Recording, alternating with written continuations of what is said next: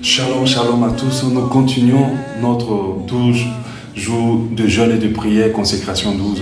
Aujourd'hui, nous sommes au jour 3. Et nous allons voir pourquoi développer un cœur reconnaissant envers Dieu.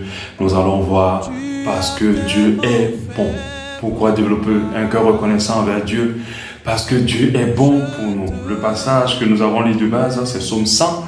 Verset 5, car l'Éternel est bon, sa bonté dure toujours, et sa fidélité de génération en génération. Hier, nous avons vu que la raison pour laquelle nous devons manifester notre reconnaissance avec Dieu, c'est parce que Dieu nous aime. Et nous avons compris que son amour est tellement grand pour nous, qu'il est très important pour nous de lui être reconnaissants. Aujourd'hui, nous sommes reconnaissants avec lui parce que nous réalisons qu'il est bon. Alléluia. La bonté d'une personne est généralement la raison pour laquelle on est reconnaissant avec cette personne-là, généralement. Parce qu'une personne nous a aidés, parce qu'elle nous a soutenus, parce qu'elle nous a pardonné, parce qu'elle nous a orientés, enseignés, protégés, parce qu'elle nous a donné des choses, parce qu'elle nous a bénis, parce qu'elle a fait énormément de choses pour nous, parce qu'elle a été bonne envers nous. Nous sommes naturellement reconnaissants envers les gens qui sont bons envers nous. Oui, notre Dieu fait plein de choses comme ça pour nous, et bien au-delà de ce qu'on peut penser, imaginer. Il a été toujours bon pour nous, il fait énormément de choses pour nous, et sa bonté pour nous n'est pas momentanée, elle dure à jamais, elle dure à toujours. C'est pour cela que nous devons développer un cœur reconnaissant avec ce Dieu-là qui est bon pour nous. Psaume 105 100 au verset 5 nous dit, car l'Éternel est bon, sa bonté dure à toujours et sa fidélité de génération en génération. Nous devons réaliser en tout temps et pour toutes choses et que Dieu est bon envers nous, et en retour nous devons lui exprimer notre gratitude, notre reconnaissance. Ceux qui connaissent bien leur Dieu savent qu'il est bon et en tout temps. C'est pour cela que même dans des périodes difficiles, on est toujours reconnaissant avec Dieu parce qu'on sait que même quand il nous fait passer par ces moments-là, c'est par la manifestation de sa bonté. Tout ce qui nous arrive concourt à notre bien, comme le dit Romains 8, 26, car tout chose concourt au bien de ceux qui aiment Dieu. La bonté de Dieu découle évidemment de son amour pour nous parce que nous aimons. On ne peut pas avoir l'un sans l'autre. Ils sont comme des frères siamois, c'est-à-dire l'amour et la bonté sont associés. Quand on aime quelqu'un, on est toujours bon avec cette personne. Quand on aime quelqu'un, on est vraiment bon envers cette personne. En Galates 5, 22, la Bible nous parle que le fruit de l'esprit, c'est l'amour aussi. Et puis on continue toujours en déclinant les éléments du fruit de l'esprit. On parle aussi de la bonté. Alléluia. Et 1 Corinthiens 13 nous dit que l'amour est plein de bonté. Alléluia. Parce que Dieu nous aime, il est bon envers nous. Et nous devons être reconnaissants envers Dieu. Alléluia. Amen. Comment s'exprime la bonté de Dieu envers nous?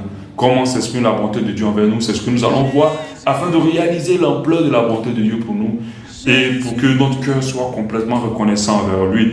Nous allons voir 10 manifestations de la bonté de Dieu envers nous. 10 manifestations de la bonté envers nous. Quand nous allons réaliser ces manifestations, je crois au nom de Jésus que nous allons pouvoir être reconnaissants et nous allons comprendre que nous n'avons pas un Dieu mauvais, mais nous avons un Dieu bon et nous devons lui être reconnaissants tous les jours qu'il fait. Alléluia. Amen. J'espère que tu continues à me suivre.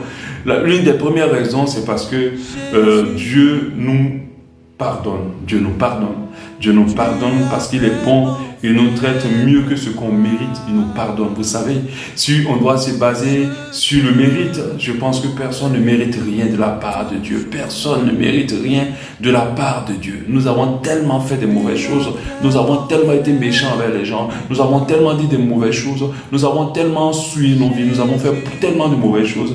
Mais Dieu nous pardonne. Et ce qui le pousse à nous pardonner, c'est son amour qui va nous permettre d'être bon. Et bien sûr, sa bonté envers nous pardonne toutes nos fautes. Nous sommes aujourd'hui ici, nous sommes à ce stade-là, nous sommes avec Jésus, pas parce que nous sommes parfaits, parce que Dieu nous a pardonné nos iniquités. Jésus est mort à la croix de Golgotha parce que Dieu était bon pour nous, parce que Dieu nous a aimés. Psaume 85, 86, 5, Psaume 86, 5, car tu es bon, Seigneur, tu pardonnes, tu es plein d'amour pour tous ceux qui t'invoquent. Tu es bon, tu pardonnes. Les gens bons savent pardonner.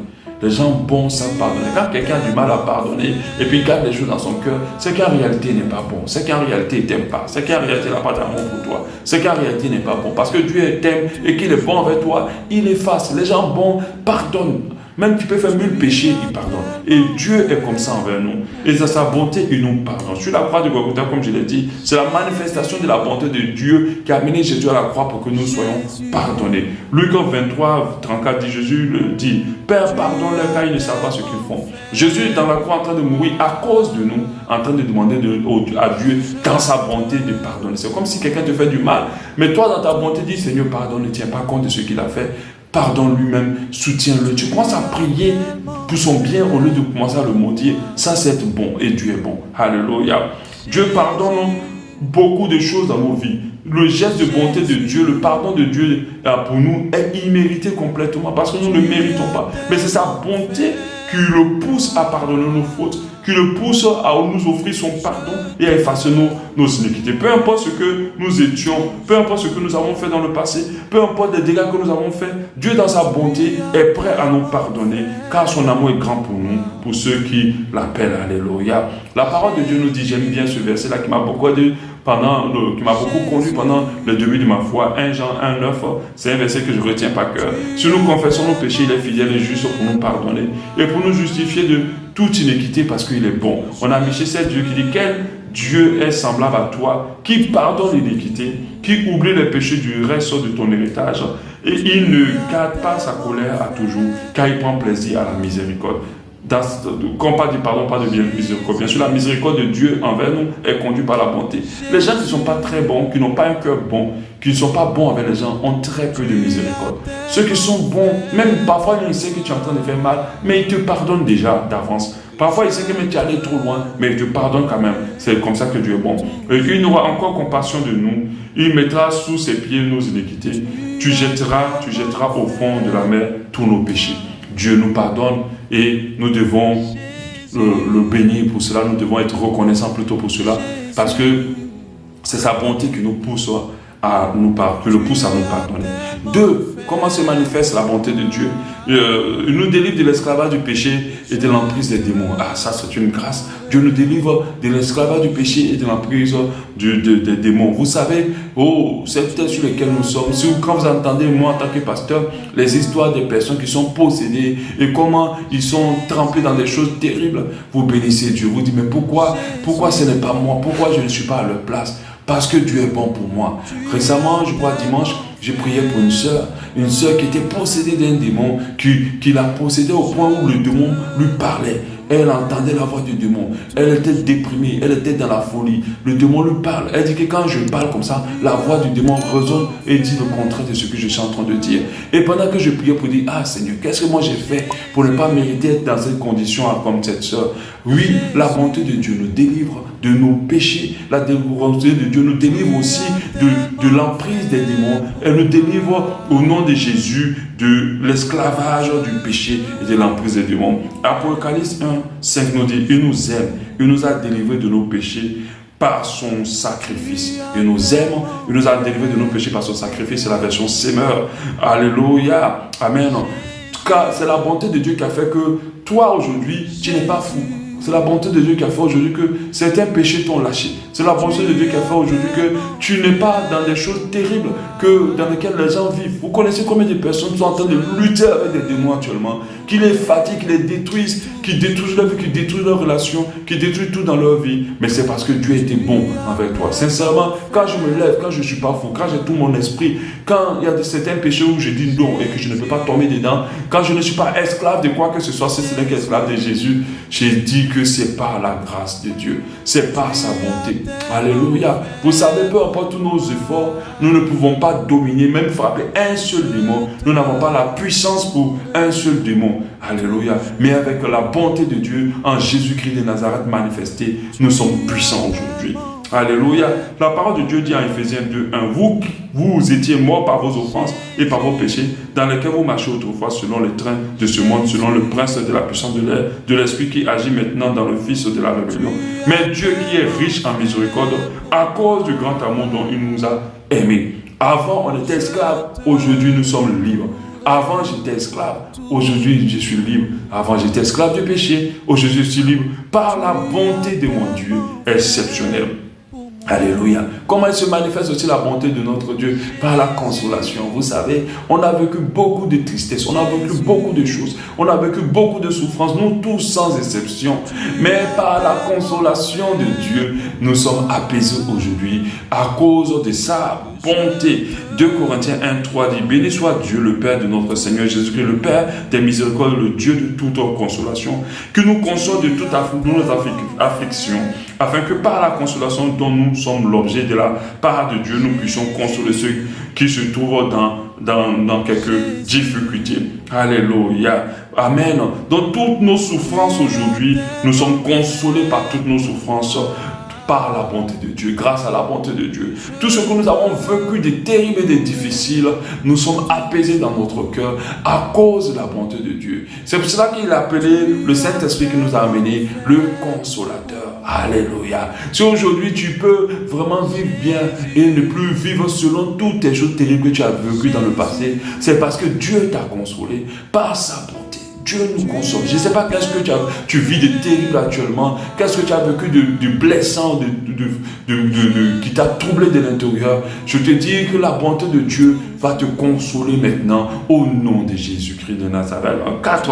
Notre Dieu est bon. Comment se manifeste sa bonté? Sa bonté se manifeste par le fait qu'il répare, il restaure le cœur brisé, il répare, il restaure les brèches. C'est un Dieu restaurateur. Il restaure de l'intérieur. Psaume 34 dit: c'est quand les justes crient, l'Éternel entend et il les délivre de toute détresse. L'Éternel est près de ceux qui ont le cœur brisé et il sauve ceux qui ont l'esprit dans l'abattement. Le malheur atteint souvent le juste, mais l'Éternel l'en délivre toujours. Alléluia. Sa bonté se manifeste aussi dans la restauration. Il peut te consoler, c'est-à-dire que tu ne vas plus ressentir la douleur. Mais après, il va remettre les choses en place. Il va remettre ton cœur à neuf. Il va remettre ta vie en neuf. Il va restaurer les années que les sauterelles ont bouffées dans ta vie. Il va remettre tout en neuf. Et c'est comme ça que tu vas voir que notre Dieu est bon. Il répare, il régénère ce qui a été détruit. Il régénère ta vie, il régénère ton cœur, il régénère vraiment tes relations. Il renouvelle, il régénère, il répare complètement. C'est le réparateur de brèches. Alléluia. Notre Dieu est capable de réparer. Je ne sais pas qu'est-ce qui est détruit dans ta vie. Je t'assure, invoque la bonté de Dieu et tu vas voir comment il va réparer. Il va tout remettre en place et il va restaurer cela. C'est dans ça qu'il est bon pour nous. La bonté de Dieu aussi se manifeste dans le fait qu'il nous guérit, toutes nos maladies. Alléluia. Nous savons, nous tous, que nous avons été souvent malades. Moi, par exemple, je suis passé par une maladie d'épilepsie où je faisais des crises. À un moment, je me rappelle que je me levais, je voyais plus clair, je voyais flou pendant des jours et des jours. Et tout cela, et j'ai vécu tellement de choses, pas mal, j'ai dit terribles dans les maladies. Mais aujourd'hui, je suis en pleine santé, par la grâce de Dieu, par la bonté de Dieu. Et je dois bénir Dieu pour cela. Parce que dans nos hôpitaux actuellement, il y a des gens qui ne peuvent même pas lever le petit doigt. Ils ne peuvent pas parler, ils ne peuvent pas manger, ils ne peuvent pas boire, ils ne peuvent pas s'asseoir, ils ne peuvent pas s'exprimer, ils ne peuvent pas s'occuper d'eux-mêmes. Il y a des gens sur place même, ils font leurs besoins sur eux, ils ne peuvent même pas bouger. Mais Dieu nous guérit par sa bonté. Alléluia. Les médecins peuvent nous soigner, mais c'est Dieu qui guérit. Le médecin n'a pas le pouvoir de guérir. Seul Dieu a le pouvoir de guérir. Les médecins ont le pouvoir simplement ou la capacité d'apporter des soins. Mais ils n'ont pas l'obligation de guérir quiconque. Parce que la guérison nous vient de l'Éternel.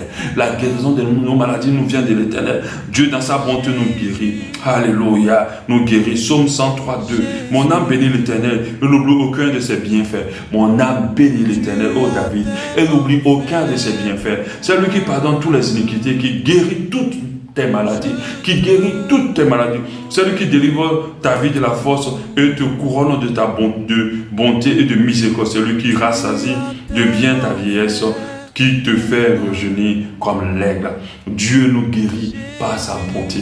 Le 6, notre Dieu nous dirige parce qu'il est notre berger. Et c'est dans la nature du berger que Dieu dirige nous qui sommes ses brebis. Alléluia. Dans sa bonté, si Dieu nous dirige, vous savez, on ne peut pas connaître beaucoup de choses si Dieu si Dieu ne nous dirige pas. Des fois, il y a des voix que tu prends, tu attends une voix qui dit non, fais ci, fais pas, fais ça, fais ci. Mais c'est Dieu, tu n'as pas demandé. Et puis, il n'est pas obligé de faire. Mais il le fait parce qu'il est bon envers nous. Il nous aime tellement. Tu sais, des fois, tu peux aimer tellement quelqu'un, puis tu le vois en train d'aller se cogner le visage. Il ne t'a pas demandé. Mais tu dis non, non, ce que tu es en train de faire là, ce n'est pas bon. Fais comme ça, fais ci. Tu es toujours prêt à donner des conseils à quelqu'un même qui ne t'a même pas demandé. C'est parce que tu aimes la personne et parce que tu es bon envers cette personne-là que tu fais cela. Et notre Dieu, des fois, on ne lui demande rien, mais il vient manifester sa bonté en nous dirigeant sur de bonnes voies. Psaume 143, 10. Enseigne-moi à faire ta volonté, car tu es mon Dieu, que ton bon esprit me conduise sur les voies droites, que ton bon esprit me conduise sur la voie droite. Alléluia. Amen.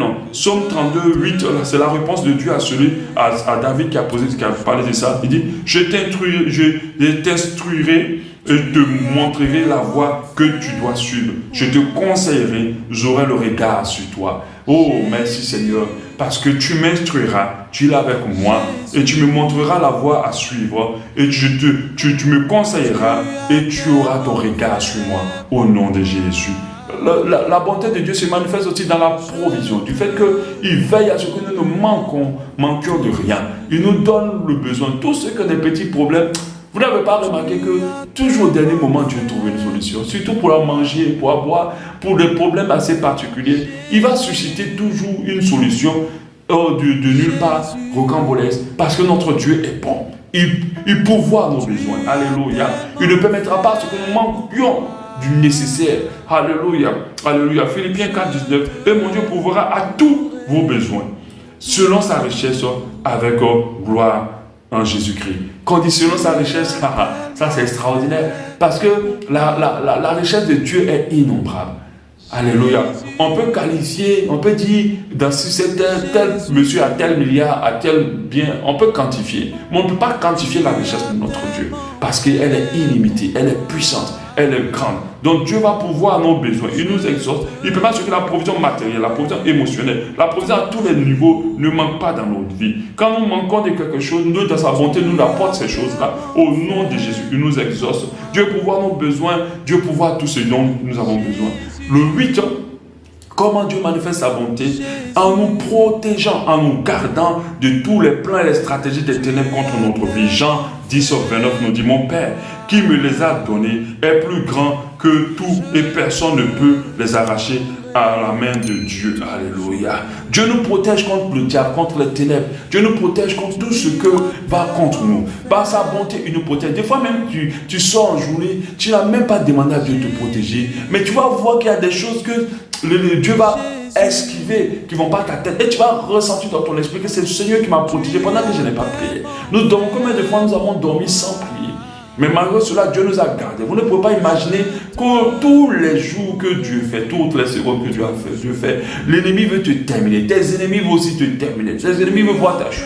Il y a des choses qui ont été armées contre toi qui n'ont pas marché parce que Dieu, dans sa bonté, t'a protégé, t'a gardé. Alléluia. 9. Comment se manifeste sa bonté? Notre Dieu nous révèle ses secrets, nous révèle ses plans. Alléluia. Vous savez, quand tu es bon avec quelqu'un, sans même que la personne te dise quoi que ce soit, tu commences à lui dire, ouais, tu commences à lui parler de toi, tu commences à lui parler des choses intimes, tu commences à lui confier des choses personnelles, parce que tu es bon avec cette personne-là. Notre Seigneur a dit que je ne vais même pas vous appeler enfants. Jésus a dit, je ne vais même pas vous appeler disciples ou serviteurs. Vous êtes mes amis. Alléluia. Quand tu amènes quelqu'un dans la dimension d'amis, c'est la manifestation de ta bonté, surtout quand cette personne ne mérite pas d'être ton ami. Quand je veux dire mérite pas, ça veut dire que cette personne n'est pas au niveau où toi tu es, selon la grâce de Dieu. Mais Dieu est très loin de nous. Jésus est loin. Jésus n'est pas comparable à nous. Mais il fait de nous ses amis dans sa bonté.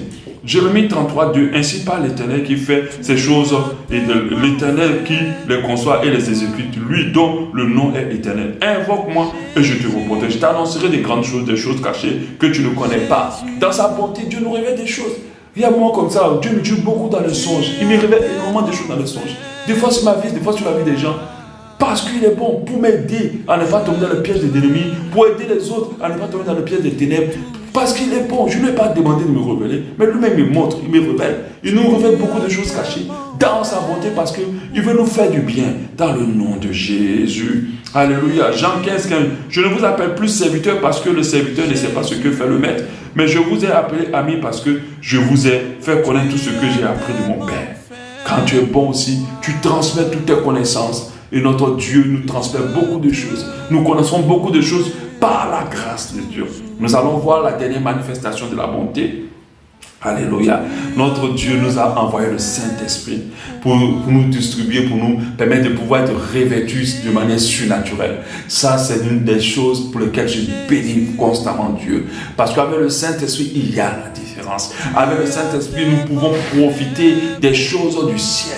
Et par sa bonté, le Seigneur nous a donné son esprit. L'esprit de Dieu en toi est la manifestation de la bonté de Dieu, de la générosité de Dieu, de la bonté de Dieu envers toi. Cet esprit va t'apporter beaucoup de choses, va te permettre de bénéficier d'énormément de choses, va te permettre d'avoir accès à énormément de choses. Alléluia. Et par le Saint-Esprit, il a beaucoup de dons qu'il nous a donnés, beaucoup de choses qu'il nous a apportées, le don de l'esprit afin de nous exaucer, afin de nous aider à travailler. Par le Saint-Esprit, nous avons le fruit de l'esprit qui nous permet d'être meilleurs dans le nom de Dieu. C'est la manifestation de sa bonté dans le nom précieux de Jésus-Christ de Nazareth. Quand on regarde à toutes ces choses que Dieu fait pour nous, parce qu'il est bon, on ne peut que être reconnaissant envers lui. Quand on regarde toutes ces choses que Dieu fait pour nous, parce qu'il est bon, on ne peut que manifester notre gratitude. Dans sa bonté, il nous donne des choses mais qu'on nous n'avons pas demandé. Dans sa bonté, il nous donne des choses pour lesquelles nous n'avons pas prié au nom de Jésus. Dans sa bonté, il nous donne beaucoup de choses. Et nous devons apprendre à rendre grâce à Dieu, à développer ce cœur reconnaissant et à ne pas être des personnes ingrates envers Dieu. Que Dieu nous bénisse. Demain, nous allons continuer au jour 4.